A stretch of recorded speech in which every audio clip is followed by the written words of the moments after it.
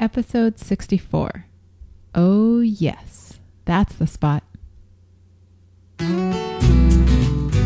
This is the One Extraordinary Marriage Podcast, home of the 7 Days of Sex Challenge, featuring your hosts, the authors of the groundbreaking new book, Stripped Down, Tony and Alisa DiLorenzo.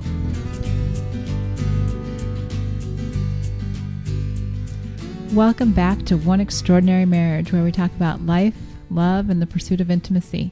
You're here with Alisa DiLorenzo. And Tony DiLorenzo. And tonight we're going to be talking about orgasms. So And G-spots. And G-spots and sexual stuff. And sexual stuff. So if you typically listen to this around your kids or in a more public place and you're not necessarily comfortable with that, please listen at a later date. Okay. So getting caught up on our week before we jump into that, we had an impromptu date night this week. We did. It was kind of a very random, unexpected blessing. Friday afternoon, so I was picking up Abby.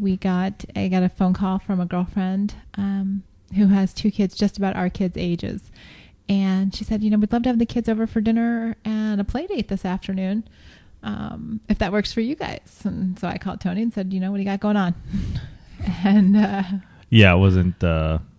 We weren't very hesitant. Yeah, of picking that one up. We hardly ever say no when somebody wants to give us a date night. And I had already had plans to go scrapbooking with a girlfriend.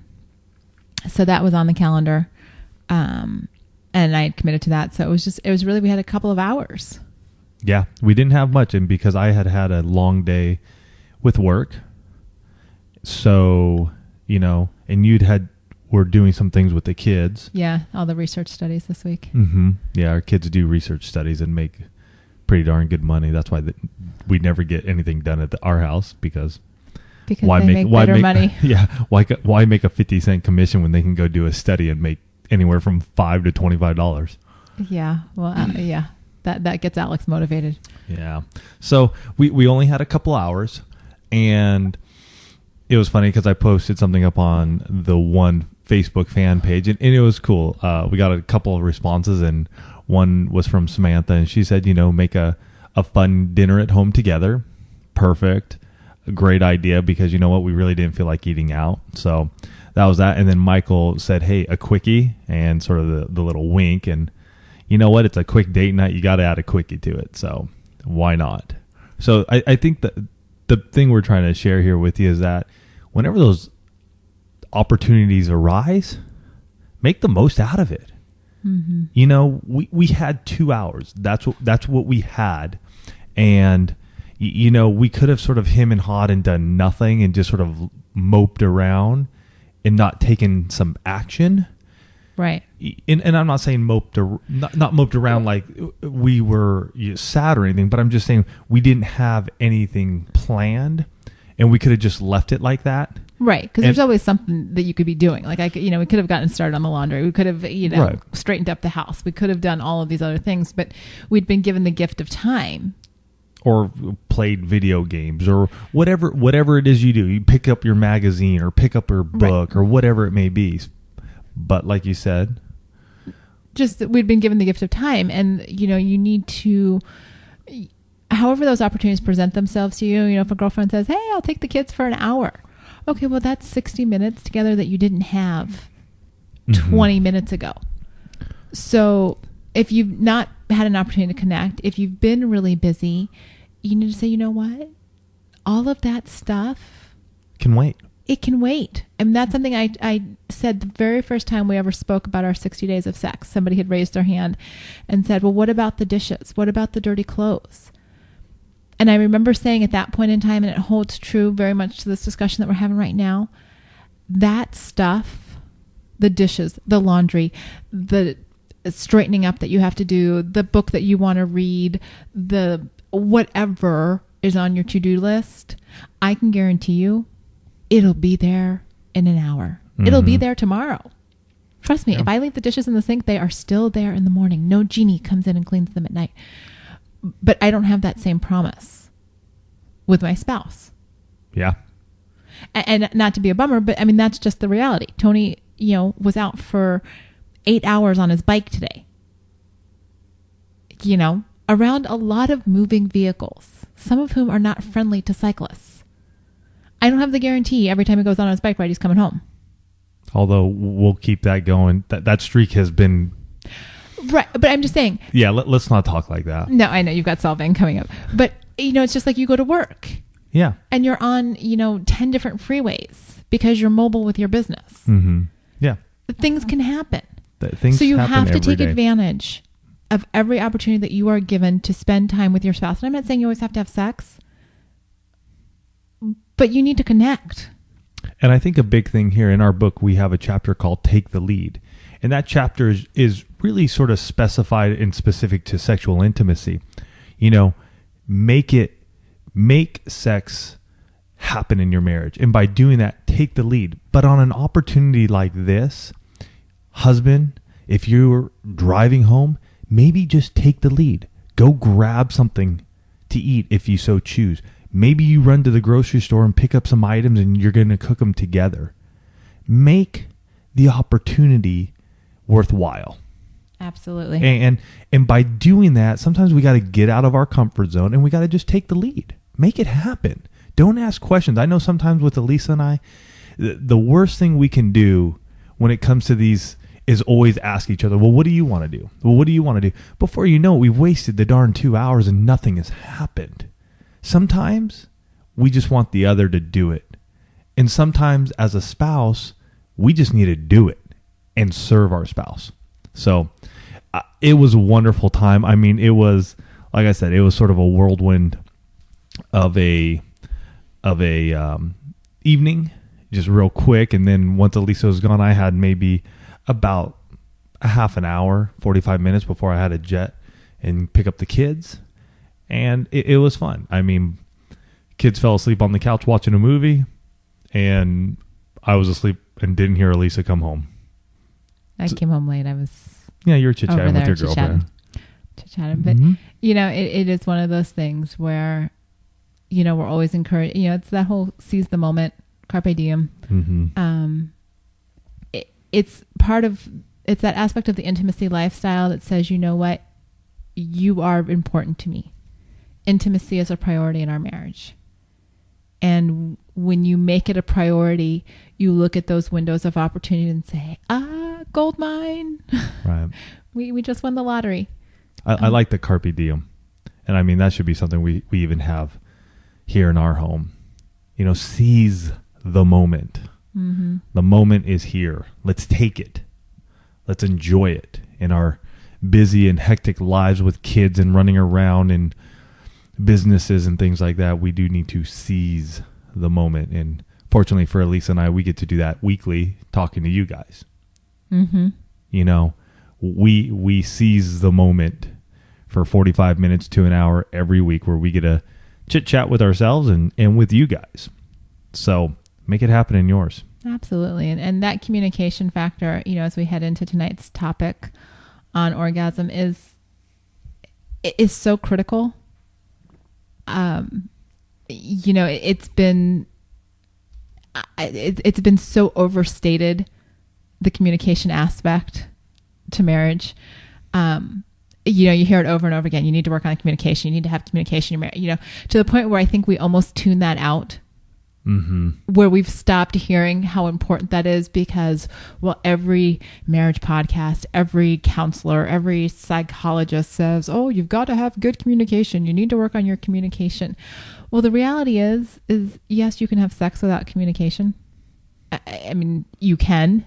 Sure. Happens. It's a purely physical act. It's a form of communication, but it becomes reduced almost to a very base experience. And as we talk about orgasm and we talk about how that happens in a marriage and the factors that are involved, one of the things you have to understand is that you've got to be communicating with your spouse. Yeah. You've got to be able, and it's got to feel safe to say what does and doesn't feel good. Right. And it's really kind of funny how this topic even came up because, Thursday, towards the end of every week, we start to say, what are we going to talk about this week when we podcast? And I looked at Tony and I said, I don't know. We haven't had the conversation yet that has prompted us to say, that's the topic this week. And so Friday morning we go out to breakfast with some friends.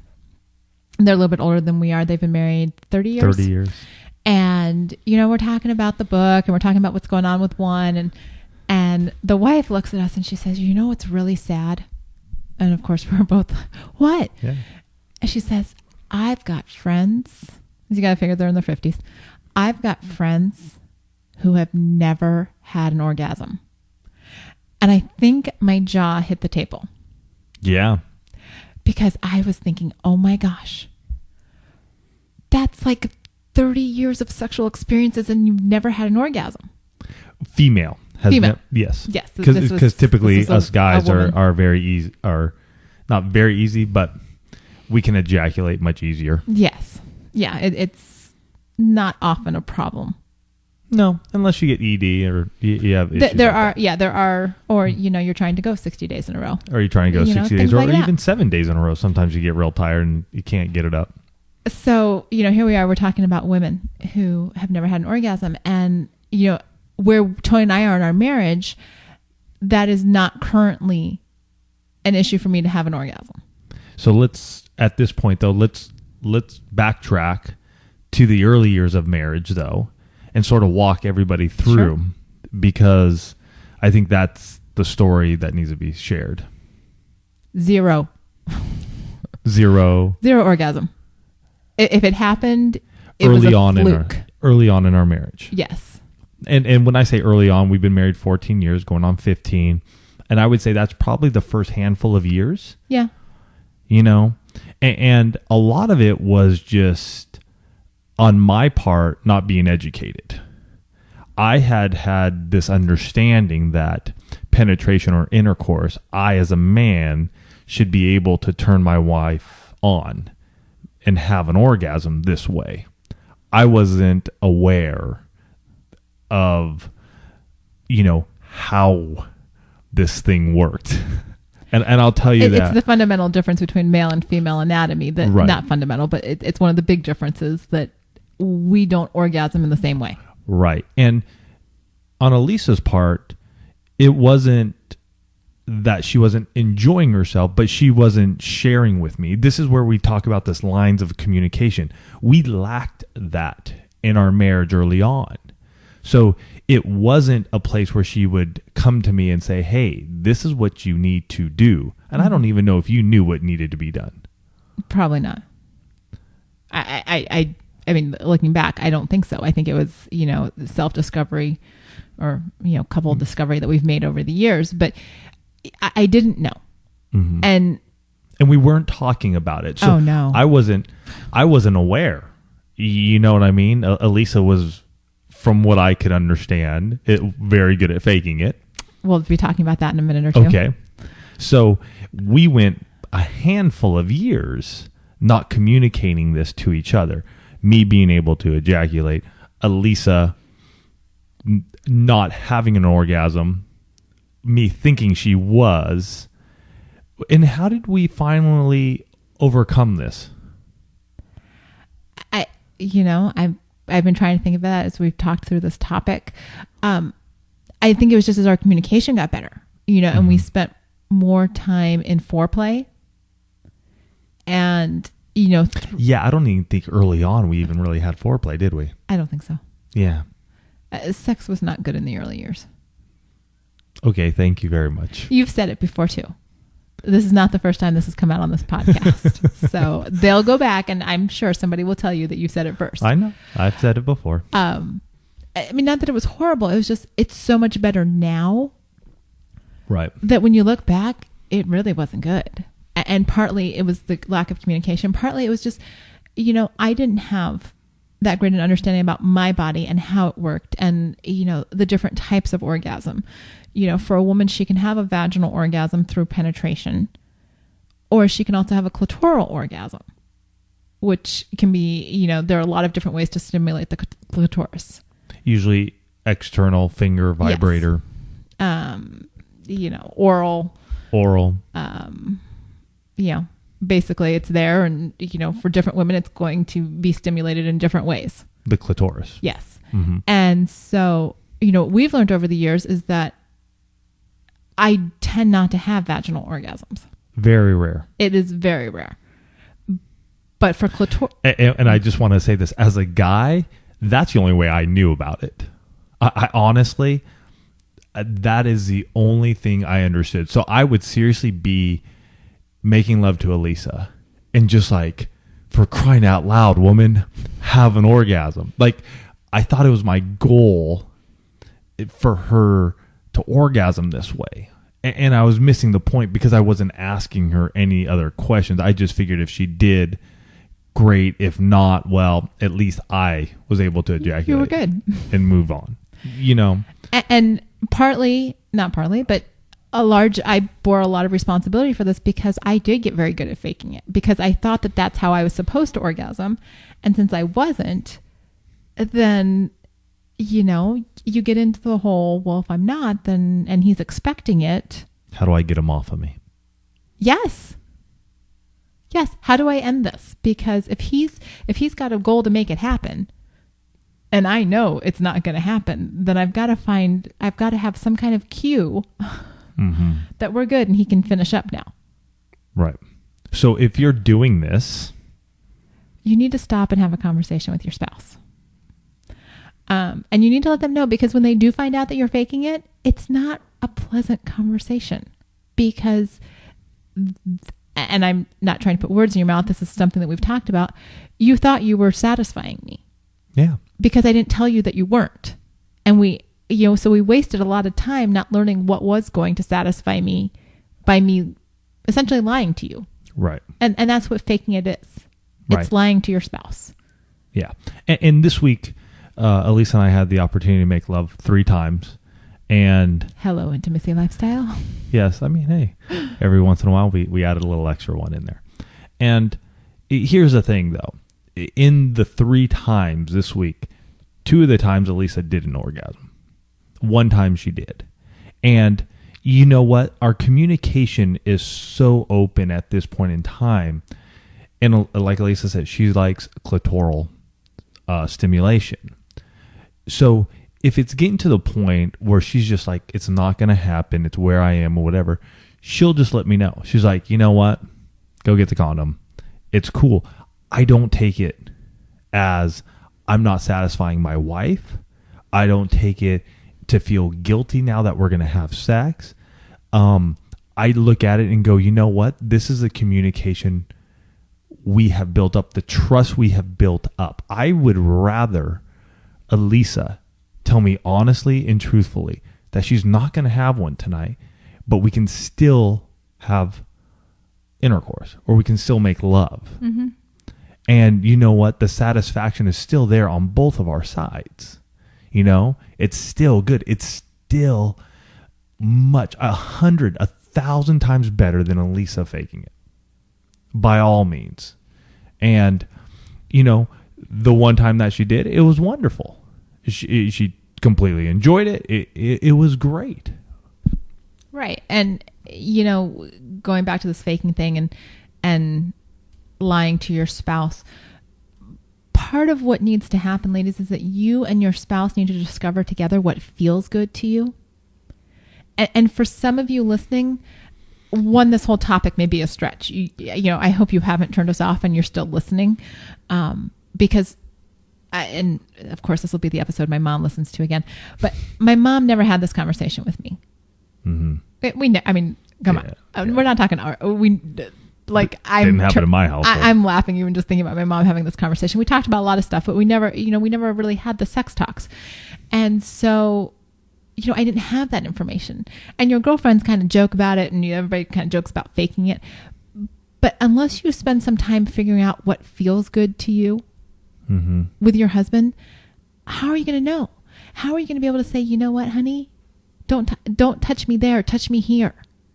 I like the way this feels, or I like it when you do this. It's your time to works for me. Right. And it's your time to strip down. I mean, that's our book. It's time to strip down. And in this area, couple exploration is fabulous. I mean, what a way to get to learn more about each other than in this way. Because think about it. If you're not both being satisfied, what's the enticement to have sex with each other? Right. You know, a husband's, if your wife isn't achieving orgasm, that might be, and I'm just saying it might, because there are always other factors, but it might be one of the reasons why she doesn't want to have sex as often as you would like. Mm-hmm. Ladies, if you're not achieving orgasm, it might be one of the reasons why you don't want to have sex with your husband all the time, because you can recognize that his needs are being met. He's being satisfied. He's having that sexual release. Mm-hmm. Think of how wonderful it would be if you both were. Think about what would happen if you said, can we try this? Can we, try that? Can you put your hands here? Can you rub me like this? Can you, chances are he's not going to say no to you. Right. And for Alisa and I, we had to go down this road. And we took baby steps.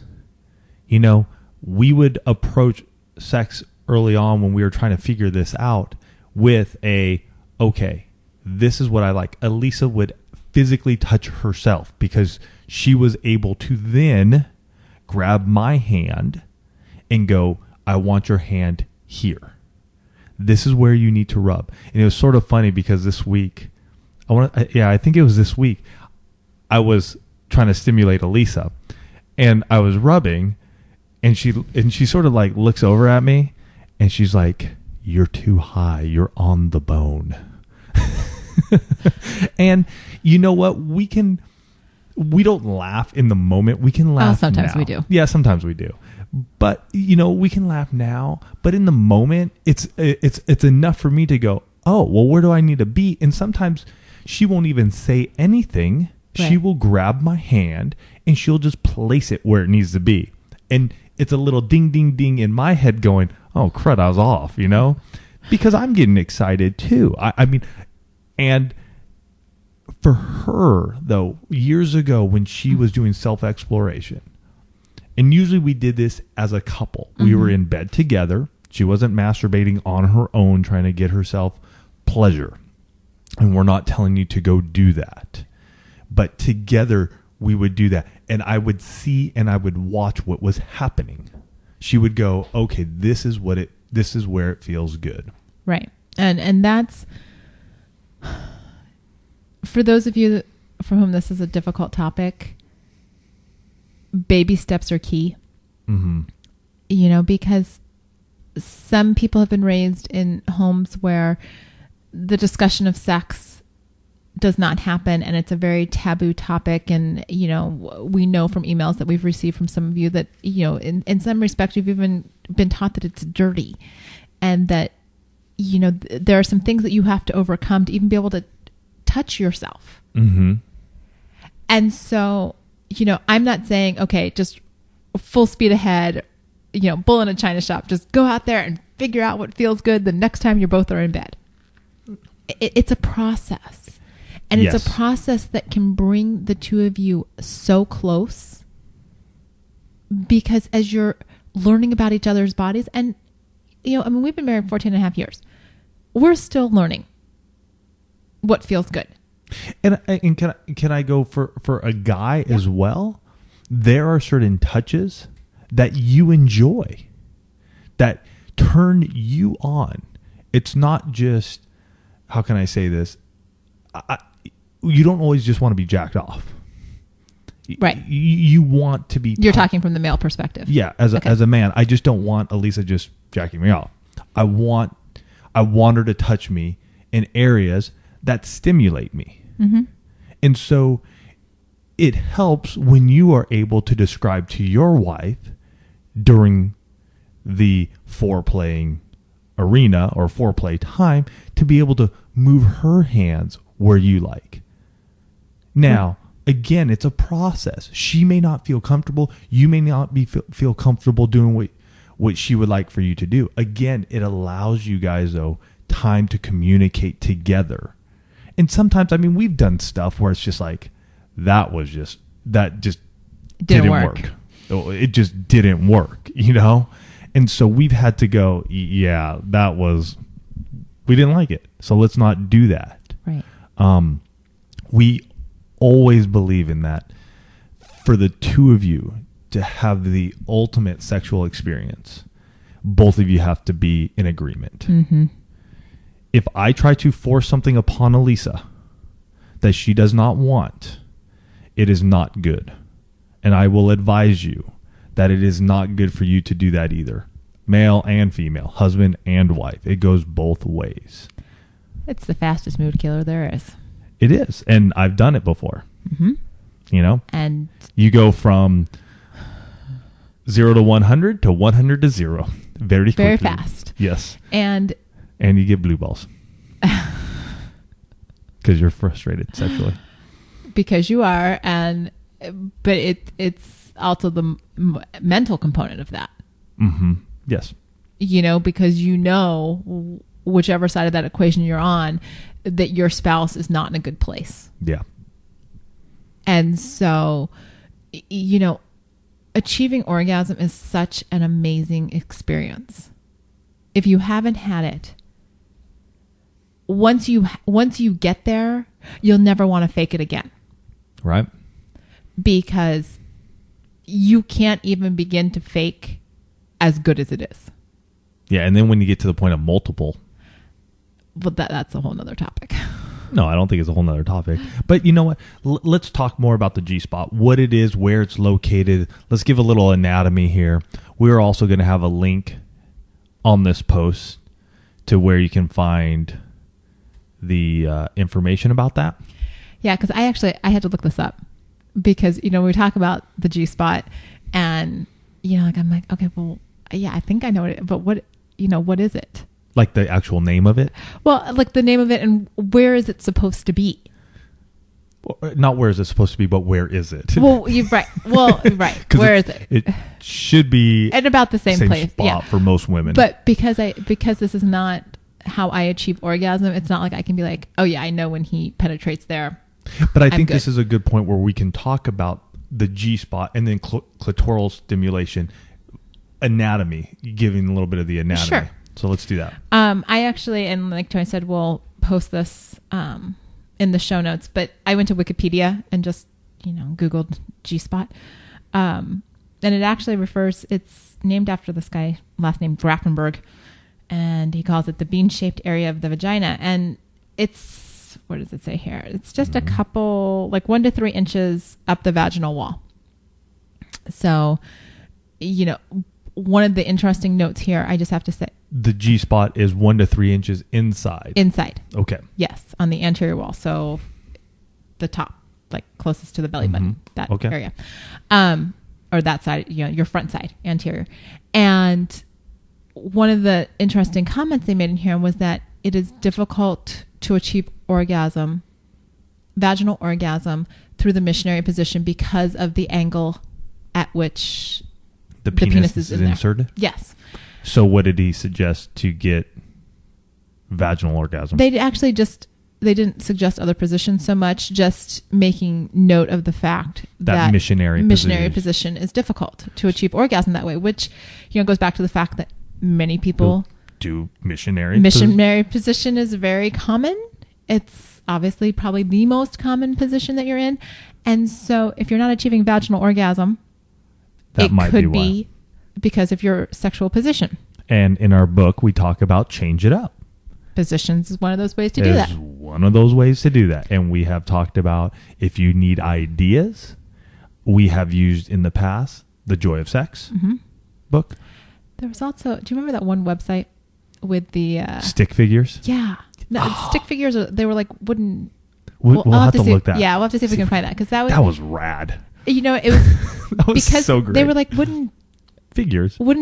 They were completely, I won't say asexual, but there was no definitive characteristics to them. And so it was a way of, there were like a lot of different positions on it. Yeah, I mean, some of it was just weird, but just ideas and a visual representation without it being actual people. So we'll have to see if we can find that. But okay, so you've got the vaginal G-spot, 1 to 3 inches inside, hard to achieve orgasm missionary position, which is the most common. Then you've got the clitoris, which is external. So a woman could actually achieve orgasm in 2 ways. One is the G-spot, and one would be clitoral stimulation, because of the clitoris, you're not actually rubbing the G-spot. You're rubbing the clitoris, right? Right. So a woman could actually have orgasm 2 ways. In 2 different areas. In 2 different areas. Yes. Interesting. Okay. Yes. Okay. So, again, with the clitoris, you've got all of these nerve endings and whatnot, but it's external. Mm-hmm. It's very easy to identify where the clitoris is. So you're not playing the guessing game of, am I going to hit it? Am I not? Are we in the right position? Are we not? And it also, I think, because it is external, allows the woman and her spouse, wife and husband, to figure out what type of stimulation feels good. Mm-hmm. Because they can be laying side by side, and it's not like, it's not like trying to figure out where it is in the vagina. It's the clitoris. But when it comes to the clitoris, what Alisa and I learned for us in our marriage, it required Alisa knowing where the heck it was. Right.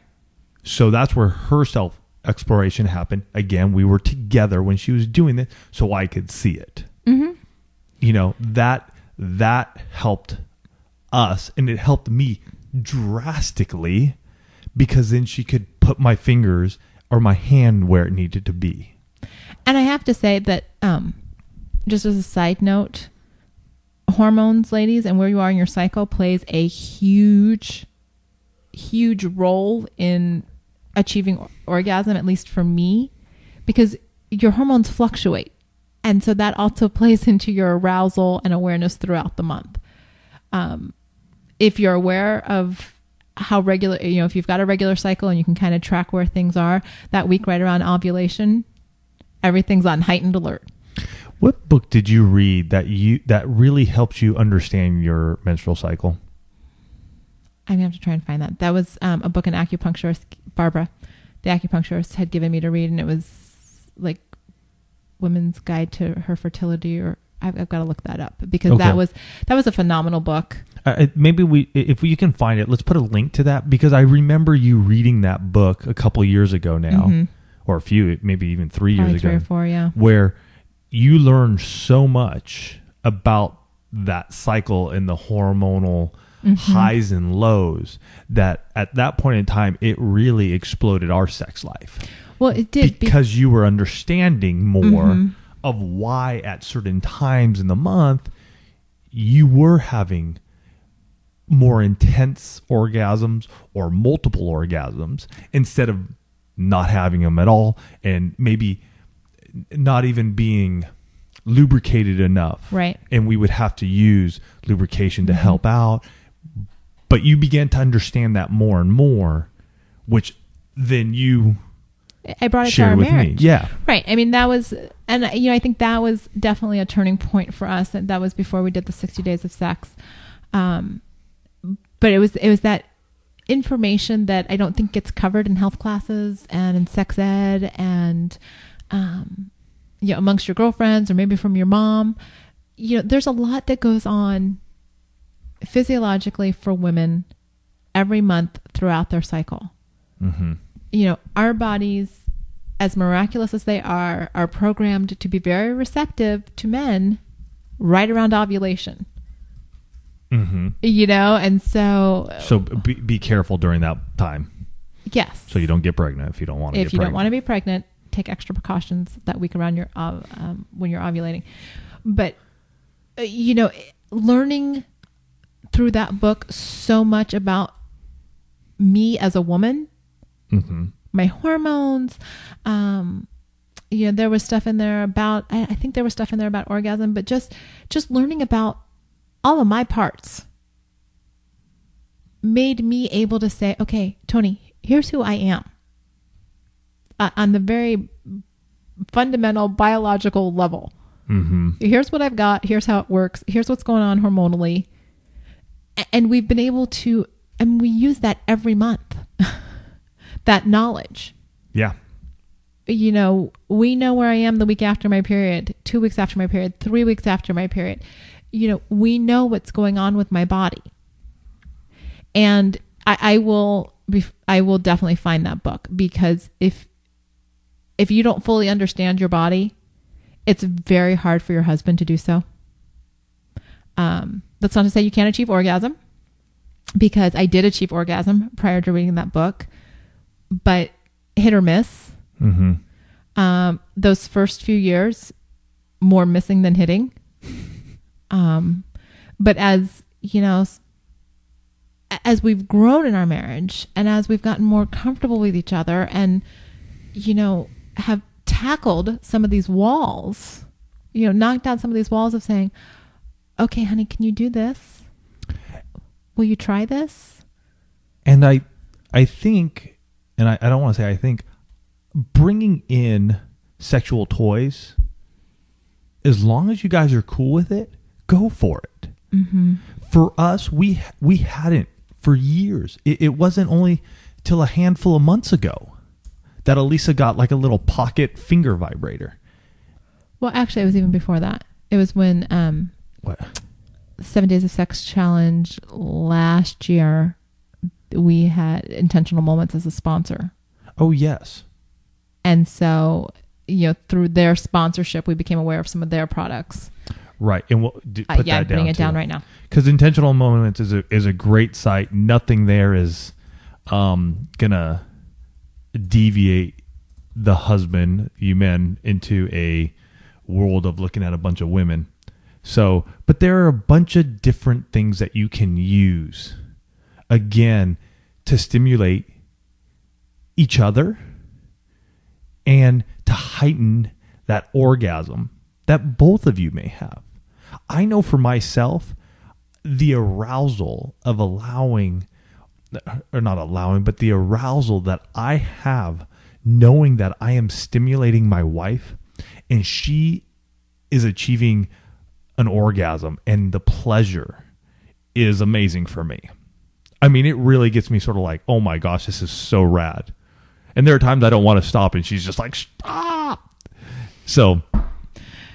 Right. Well, back when I was faking it, I would just fake it until I was like, okay, I'm good. I'm done. I'm done. Oh, this is so wonderful. I laugh now because that whole faking it thing, you know, I mean, I still hear women talk about faking it. They're like, yeah, you know, just enough to like get him to where he needs to be. And I'm like, why would you fake it? If you could have, you know, if you can get to a point where you can have your own, there's no need to fake it. Because at that point in time, you can either say, like Tony was talking about earlier, honey, it's not going to happen for me tonight. And it's okay. You know, like I don't need to orgasm every time we have sex. Right. And I'm okay with that as long as I'm told that. Right. And it, you know, it goes back to your spouse needs to know what feels good.